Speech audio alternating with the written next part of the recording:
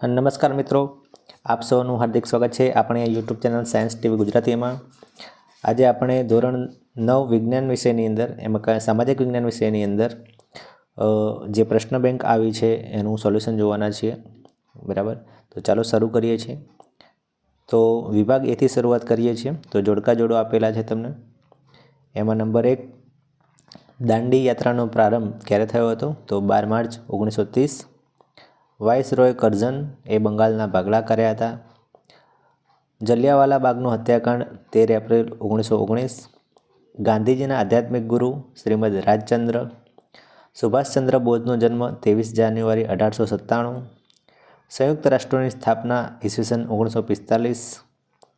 હિન્દ છોડો ચળવળ ઈસવીસન 1942। હિન્દ સ્વાતંત્ર્ય ધારો 1947। Simon commission 1927। અરવિંદ ઘોષ જે ભવાની મંદિર સાથે સંકળાયેલા છે। ત્યારબાદ ખાલી જગ્યા પૂરો। પ્રાકૃતિક રચનાની દ્રષ્ટિએ હિમાલયની નદીઓ ખાલી જગ્યા વિભાગ પાડવામાં આવે છે। તો આમ એનો જવાબ આવે છે 2 અને સાચો જવાબ 3 આવે છે। એટલે એક હિમાલય અને બીજું દ્વીપકલ્પીય એમ 2 ગણી શકાય, બરાબર। તમારે ઓપ્શન આપેલા નથી જેમાં 3 સાચો જવાબ આવે છે, એટલે તમે 2 ટીક કરી શકો છો। પૃથ્વીની સપાટી આશરે ખાલી જગ્યા જલાવરણ રોકે છે? તો 71%। રાજસ્થાનમાં આવેલું ખાલી જગ્યા સરોવર ખારા પાણીનું સરોવર છે?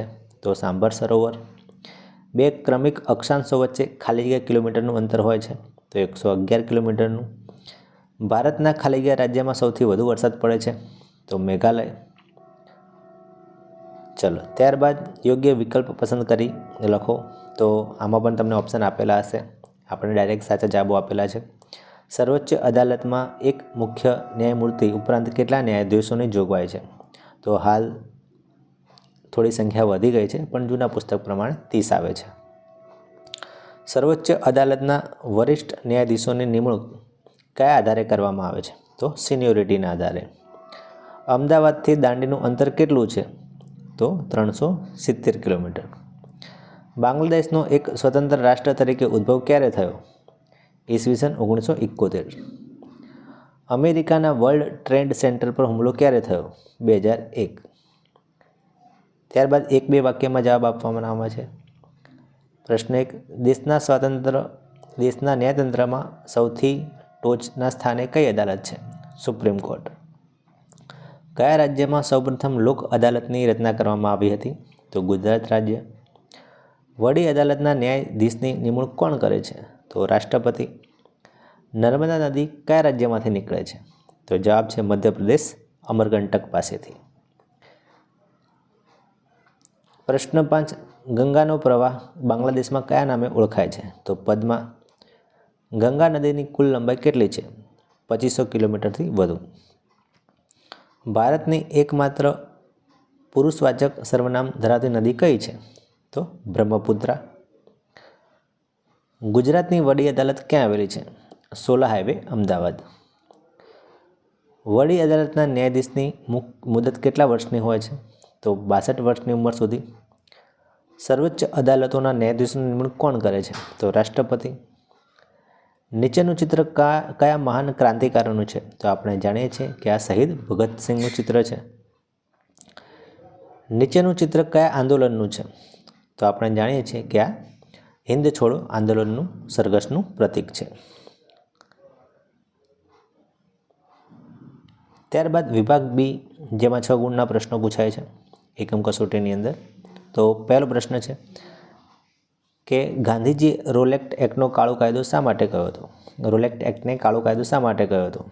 તો આપણે જાણીએ છીએ કે એમાં કોઈપણ વ્યક્તિની ધરપકડ એના પર કેસ ચલાવ્યા સિવાય અને વોરંટ વગર કરી શકાતી હતી, બરાબર। અંગ્રેજોના કાયદાનો એટલા માટે વિરોધ કરવામાં આવ્યો હતો। ભારતીયોએ સાયમન કમિશનનો બહિષ્કાર કેમ કર્યો? તો સાયમન કમિશનના 7 સભ્યોમાંથી એક પણ સભ્ય ભારતીય ન હતો, બધા સભ્યો અંગ્રેજ હતા અને ભારતીયોનું દુઃખ દર્દ એ સમજી શકે એમ ન હતા, તેથી તેનો બહિષ્કાર કર્યો હતો। સંકલ્પનાઓ સમજાવો। નિઃશસ્ત્રીકરણ, યુદ્ધ માટેના શસ્ત્રોનું ઉત્પાદન ઘટાડવું અથવા નાબૂદ કરવું, એને નિઃશસ્ત્રીકરણ કહેવામાં આવે છે। બિન જોડાણવાળી નીતિ, તો વિશ્વની કોઈ પણ સત્તા જૂથ જેમ કે અમેરિકા કે રશિયા સાથે ન જોડાઈને તટસ્થ રહેવાની ભારતની નીતિને બિનજોડાણવાદી નીતિ કહેવામાં આવે છે. અસહકાર આંદોલનના કાર્યક્રમો જણાવો. તો એમાં શાળા કોલેજોનો ત્યાગ કરવો, સરકારી નોકરીઓ અને ખિતાબોનો ત્યાગ કરવો, વિદેશી કાપડ અને માલનો બહિષ્કાર કરવો, દારૂબંધી અને ખાદીનો પ્રચાર કરવો, આવા બધા કાર્યક્રમો અસહકાર આંદોલનની અંદર થતા હતા. ભારત હિન્દ ફૌજના સૂત્રો જણાવો. તો આઝાદ હિન્દ ફૌજના સૂત્રો જણાવો. તો એની અંદર ચલો દિલ્હી, જય હિન્દ અને તુમ મુझे खून दो मैं तुम्हें आज़ादी दूंगा જેવા સૂત્રો આઝાદ હિન્દ ફૌજમાં આપવામાં આવ્યા હતા. ત્યારબાદ પ્રશ્ન 6 છે, ચિત્ર કઈ ઘટનાનું છે અને સ્થળ કયા રાજ્યમાં છે. તો આપણે જાણીએ છીએ કે આ સ્થળ છે એ પંજાબનું અમૃતસર છે, જેમાં જલિયાવાલા બાગ હત્યાકાંડ થયો હતો. પ્રશ્ન 7, સર્વોચ્ચ અદાલતના ન્યાયાધીશોની નિમણૂકની લાયકાતો જણાવો. તો એ ભારતીય નાગરિક હોવો જોઈએ, ઓછામાં ઓછો 5 વર્ષનો જજ તરીકે અથવા 10 વર્ષ વકીલ તરીકેનો એનો અનુભવ હોવો જોઈએ, રાષ્ટ્રપતિના મતે તે નામાંકિત કાયદાશાસ્ત્રી હોવો જોઈએ અને એની ઉંમર 65 વર્ષથી વધુ ન હોવી જોઈએ. પ્રશ્ન 8, સર્વોચ્ચ અદાલતમાં મહાભિયોગની કાર્યવાહી સમજાવો. મહાભિયોગ કોને કહેવામાં આવે છે. તો સર્વોચ્ચ અદાલતના ન્યાયાધીશને હોદ્દા પરથી દૂર કરવા માટેના સંસદના બંને ગૃહોમાં 2/3 બહુમતીથી દરખાસ્ત પસાર કરવી પડે છે. આ પ્રક્રિયાને મહાભિયોગ કહેવામાં આવે છે. પ્રશ્ન 9, ન્યાયતંત્ર લોકશાહીની આધારશિલા છે, સમજાવો. તો ન્યાયતંત્ર લોકશાહીની આધારશિલા છે કારણ કે ન્યાયતંત્ર નાગરિકોના મૂળભૂત હકોનું રક્ષણ કરે છે અને બંધારણનું અર્થઘટન કરે છે. તે ધારાસભા અને કારોબારીથી સ્વતંત્ર રહીને નિષ્પક્ષ ન્યાય આપે છે, જે લોકશાહી માટે જરૂરી છે. એટલા માટે એને આધારશિલા કહેવામાં આવે છે. પૂરા નામ લખો. નાટોનું પૂરું નામ છે north atlantic treaty organisation.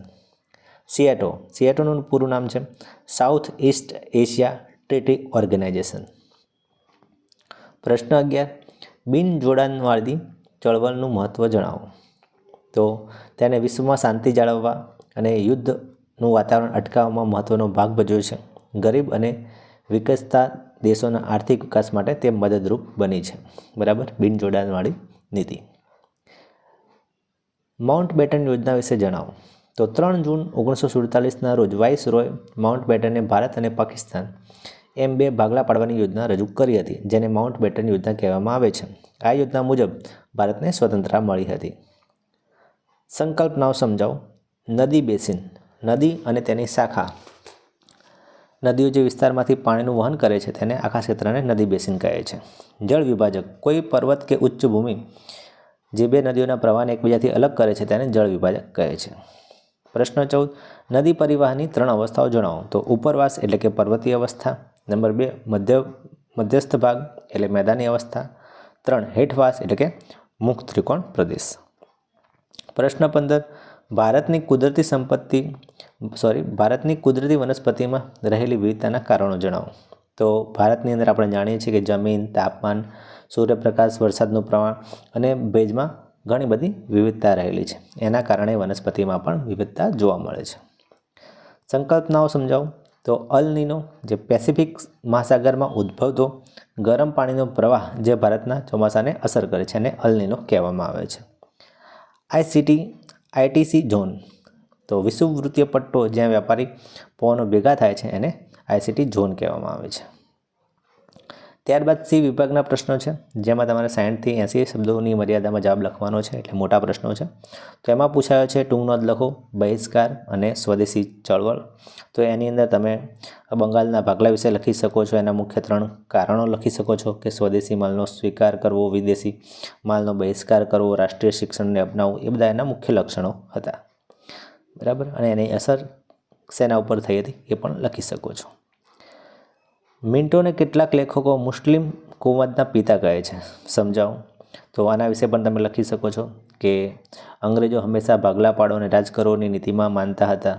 Viceroy Minto અને હિન્દી વજીર મૌર્યએ સાથે મળીને હિન્દુ મુસ્લિમ એકતા તોડવાની યોજના બનાવી હતી. મિન્ટોએ મુસ્લિમ નેતાઓને મળવા માટે સિમલામાં એક પ્રતિનિધિ મંડળ આગા ખાનના નેતૃત્વમાં બોલાવ્યું હતું અને મુસ્લિમો માટે અલગ મતાધિકાર અને મતદાર મંડળની માગણી કરી હતી. આ મુસ્લિમોમાં અલગતાવાદના બીજ રોપવાનું કામ વાઇસરોય મિન્ટોએ કર્યું હતું. આ વિધિને કારણે જ આગળ જતાં પાકિસ્તાનની રચના થઈ. તેથી તેમને મુસ્લિમ કુવતના પિતા તરીકે ઓળખવામાં આવે છે. ત્યારબાદ પ્રશ્ન પૂછાઈ શકે છે તમારી એકમ કસોટીની અંદર, રોલેક્ટ એક્ટ, એના વિશે ટૂંક નોંધ લખવાની છે. બરાબર, જેને ગાંધીજીએ કાળો કાયદો ગણાવ્યો હતો. બરાબર, જેમાં કોઈ પણ વ્યક્તિની ધરપકડ વગર વોરંટે, વગર કેસ ચલાવ્યા વગર એના પર કરવામાં આવતી હતી અને એની ઉપર એની સજા થઈ જતી હતી. બરાબર. ત્યારબાદ છે નીચે આપેલ ચિત્રને ઓળખી એના વિશે ટૂંક નોંધ લખો. તો આ ચિત્ર છે ઐતિહાસિક દાંડી યાત્રાનું, જેને દાંડી કૂચ પણ કહેવામાં આવે છે, જે ગાંધીજીએ સાબરમતી આશ્રમથી દાંડી સુધી કરી હતી. બરાબર, અને એની અંદર એમણે ચપટી મીઠું ઉપાડીને જે કાળો કાયદો હતો મીઠાનો એના વિશે જાગૃતિ ફેલાવી હતી. ત્યારબાદ છે સુભાષચંદ્ર બોઝનો પરિચય આપી તેમની સ્થાપેલી આઝાદ હિન્દ ફૌજ વિશે માહિતી આપો. તો આઝાદ હિન્દ ફૌજ જે નેતાજી સુભાષચંદ્ર બોઝે સ્થાપી હતી એના વિશે તમારે લખવાનું છે. બરાબર, એમાં જે સૂત્રો આવે છે, ચલો દિલ્હી, જય હિન્દ, તુમ મુझे ખૂન દો મેં તુમ્हें આઝાદી દૂંગા, એના વિશે પણ તમારે માહિતી આપવી પડશે, તો તમને પૂરા માર્ક્સ મળશે. પ્રશ્ન 6, સંયુક્ત રાષ્ટ્રોનું ખતપત્ર જણાવો. તો એના વિશે તમારે આ લખવાનું છે કે સંયુક્ત રાષ્ટ્રોના ખતપત્રનો આરંભ આ મુક્તિ થાય છે, જેમને સંસ્થાના મુખ્ય હેતુઓ દર્શાવવા પડશે. ત્યારબાદ છે પ્રશ્ન, આંતરરાષ્ટ્રીય સ્તરે ભારતનું પ્રદાન સમજાવો. તો ભારતે આંતરરાષ્ટ્રીય સ્તરે જે પગલાં ભર્યા છે, જે યોગદાન આપ્યું છે એ તમારે સમજાવવાનું છે, જેમાં સામ્રાજ્યવાદ, સંસ્થાનવાદ, રંગભેદની નીતિનો વિરોધ, ત્યારબાદ જે સંયુક્ત રાષ્ટ્રોની શાંતિ સ્થાપના માટે ભારતે સૈનિકો મોકલ્યા હતા એના વિશે માહિતી આપવાની, કોરિયાના યુદ્ધમાં ઘવાયેલ સૈનિકોની સારવાર માટે જે ભારતે ટીમો મોકલી હતી એના વિશે ઘણી બધી, તમે આનો મુદ્દા સિવાય પણ ઘણી બધી માહિતી આની અંદર લખી શકો છો જે તમે જાણતા હોય તે. ત્યારબાદ પ્રશ્ન છે, ન્યાયતંત્ર લોકશાહીની આધારશિલા છે, સમજાવો. તો એના વિશે તમે આ પ્રમાણે લખી શકો છો. ત્યારબાદ પ્રશ્ન પૂછાયો છે, લોક અદાલતો વિશે ટૂંક નોંધ લખો. જેમાં આપણી લોક અદાલતો છે એના વિશે તમારે માહિતી આપવાની છે, એની કાર્યપદ્ધતિ કેવી છે, એના ફાયદા શું છે એ લખવાનું છે. બરાબર. ત્યારબાદ ટૂંક નોંધ લખો, દ્વિકલ્પીય નદીઓ. તો દ્વિકલ્પીય નદીઓ વિશે તમારે માહિતી આપવાની છે કે ભારતના દક્ષિણ ભાગ ઉચ્ચ પ્રદેશમાં વહેતી નદીઓને દ્વીપકલ્પીય નદીઓ કહેવામાં આવે છે. બરાબર, જેમાં મુખ્ય નદીઓ છે કૃષ્ણા, કાવેરી, મહાનદી, નર્મદા. બરાબર, એ બધી માહિતી આપવાની છે. ત્યારબાદ ટૂંક નોંધ લખો, ગંગા નદી પ્રણાલી. તો ગંગા નદીની પ્રણાલી ક્યાંથી નીકળે છે, બરાબર, એનું નામ શું છે, એનો પ્રવાહ ક્યાં ક્યાં જાય છે, એના વિશે તમારે થોડુંક સમજાવવાનું છે આ પ્રમાણે. સરોવરની ઉપયોગિતા લખો. તો સરોવરની ઉપયોગિતા તમે જાણો જ છો, જેમાં સિંચાઈ માટે, પીવા માટે, પૂર નિયંત્રણ માટે, નદી પ્રવાહ નિયમન કરી શકાય છે, આર્થિક ઉપયોગ માટે, પ્રવાસન સ્થળો ત્યાં સ્થાપી શકાય છે. આ બધું વિસ્તારમાં સમજાવવાનું છે. ત્યારબાદ છે નદીઓનું આર્થિક મહત્ત્વ સમજાવો. તો એમાં ખેતી માટે વપરાય છે, ઉદ્યોગ માટે પાણી વપરાય છે, જળ વિદ્યુત ઉત્પન્ન કરવામાં આવે છે, પરિવહન આંતરરાષ્ટ્રીય જળમાર્ગ તરીકે નદીઓ વપરાય છે એ પણ લખવાનું, અને જીવન જરૂરિયાત માટે પણ નદીઓનું પાણી જરૂરી છે, એ બધું તમારે વિસ્તૃત સમજાવવાનું છે. ત્યારબાદ પ્રશ્ન છે, જળ પ્રદૂષણ અટકાવવાના ઉપાયો જણાવો. તો આની અંદર ઘણા બધા ઉપાયો આવી શકે છે, આપણે થોડાક લખ્યા છે અહીંયા. બરાબર, તો એના વિશે તમે લખી શકો છો અથવા તમારા પણ આની અંદર ઉમેરી શકો છો. જેમ કે નદીઓમાં કચરો ન નાખવો, ધાર્મિક મૂર્તિઓ સામગ્રી ન પધરાવવી, ગટરના પાણીનો નિકાલ ન કરવો, ફેક્ટરીઓ કારખાનાનો જે પાણી હોય ત્યાં ના જવા જોઈએ, એના માટે કડક કાયદા બનાવવા જોઈએ, એ બધું આવશે. ત્યારબાદ ડી વિભાગના પ્રશ્નો, એમાં પારિભાષિક શબ્દો પૂછાયેલા છે. લૂ, આમ્રવૃષ્ટિ, વરસાદનો ક્રમભંગ, ઓક્ટોબર હીટ. બરાબર, લૂ એટલે શું, બરાબર, એ તમારે સમજાવવાનું છે કે ભાઈ લૂ છે એ અતિશય ગરમ અને સૂકા જે પવનો મે જૂન દરમિયાન ઉનાળામાં વાય છે એને હીટ વેવ કહેવામાં આવે છે, એનાથી લૂ લાગે છે. આમ્રવૃષ્ટિ એટલે ઉનાળાના અંત ભાગમાં પૂર્વ ચોમાસા દરમિયાન કેરળ અને કર્ણાટકના કિનારે વરસાદી ઝાપટા પડે છે, જેને આમ્રવૃષ્ટિ કહેવામાં આવે છે, અને એનાથી કેરીના પાકને પકાવવામાં મદદ મળે છે, એટલે એને આમ્રવૃષ્ટિ કહેવામાં આવે છે. વરસાદનો ક્રમભંગ એટલે નોર્મલી જે વરસાદ પડતો હોય છે ચોમાસાની ઋતુની અંદર, બરાબર, અમુક સમય માટે એ બંધ થઈ જાય છે, અને વરસાદનો ક્રમભંગ કહેવામાં આવે છે. ઓક્ટોબર હીટ કે ઓક્ટોબર મહિનાની અંદર જે ભાદરવાનો તાપ પડે છે, બરાબર, જે અસહ્ય ભેજવાળો તાપ હોય છે એને ઓક્ટોબર હીટ કહેવામાં આવે છે. ત્યારબાદ આબોહવાને અસર કરતા પરિબળો સમજાવો.